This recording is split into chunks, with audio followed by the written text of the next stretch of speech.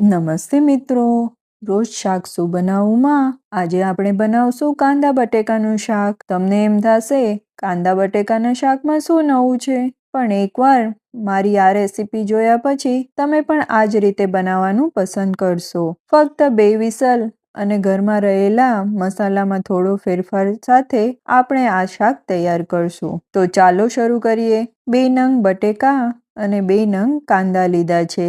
આ માપથી 3 થી 4 વ્યક્તિને થાય એટલું શાક તૈયાર થશે।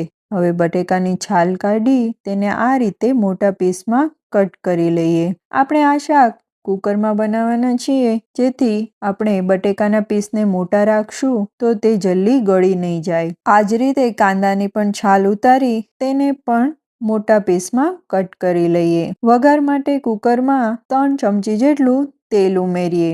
આ શાકમાં તેલનું પ્રમાણ વધારે હશે તો ખીચડી કે ભાખરી સાથે ચોળીને ખાવામાં ખૂબ જ સરસ લાગશે। હવે તેલ ગરમ થઈ ગયું છે, તેમાં રાઈ ઉમેરી રાઈ તતડે એટલે હિંગ, 1 સૂકું લાલ મરચું, તમાલપત્ર, 2 લવિંગ અને 1 બાદિયા એડ કરશું, જેથી શાકમાં ખૂબ સરસ સુગંધ આવશે। હવે 1 નાનું કટ કરેલું ટમેટું ઉમેરી સાથે 1 ચમચી જેટલી લસણની ચટણી ઉમેરીએ। ટમેટા ઉમેર્યા પછી લસણની ચટણી ઉમેરવાથી લસણની ચટણી બળી નહીં જાય, કેમ કે ટમેટામાં પાણીનો ભાગ હોય છે, એટલે હંમેશા લસણની ચટણીને જો ટમેટા ઉમેર્યા પછી ઉમેરશો તો તે ક્યારે પણ બળી નહીં જાય। અને આ લસણની ચટણીને મેં નોર્મલ ઘરમાં બનાવતા હોય તે જ રીતે તૈયાર કરી છે, લસણ, લાલ મરચું પાવડર અને મીઠું સાથે। 2 મિનિટ સાતળ્યા પછી હવે કાંદા અને બટેકાને પણ પાણીમાંથી નિતારીને ઉમેરીએ, તેને 2 મિનિટ તેલમાં સાતળી લેશું।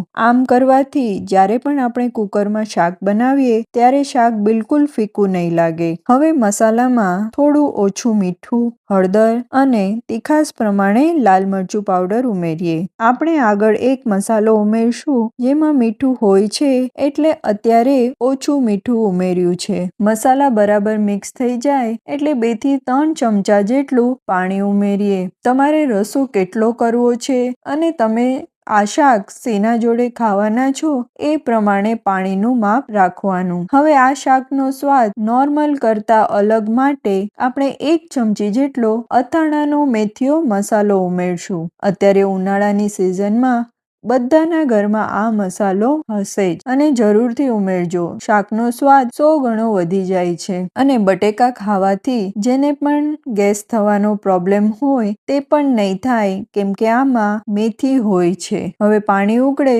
પછી કુકરનું ઢાંકણ બંધ કરી 2 વિસલ હાઈ ફ્લેમ પર કરી લેશું। કુકર ઠંડુ થયા પછી ઢાંકણને ખોલીને જોઈએ તો મસ્ત સુગંધ આવે છે। હવે 1 ચમચી ધાણા જીરું અને કોથમીર ઉમેરીએ। હંમેશા આ 2 વસ્તુ છેલ્લે ઉમેરવાથી શાકનો કલર કાળો નહીં પડી જાય અને કોથમીર પણ કાળી નહીં થઈ જાય। આ શાક જેમ ઠંડુ થશે તેમ રસો ઘટ્ટ થશે। તો જો તમે જમવા પછી બેસવાના હો અને શાકને અગાઉથી તૈયાર કરી લીધું હોય તો જમવા ટાઈમે તમે વધુ પાણી ઉમેરીને શાકનો રસો એડજસ્ટ કરી શકો છો। તો તૈયાર છે ટેસ્ટી એવું શાક। જોવામાં જેટલું સરસ દેખાય છે, ખાવામાં પણ એટલું સ્વાદિષ્ટ બન્યું છે।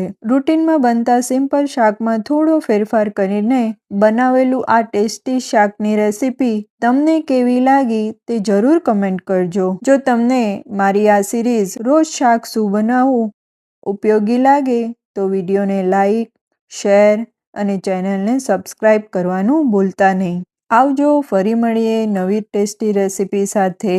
Thank you.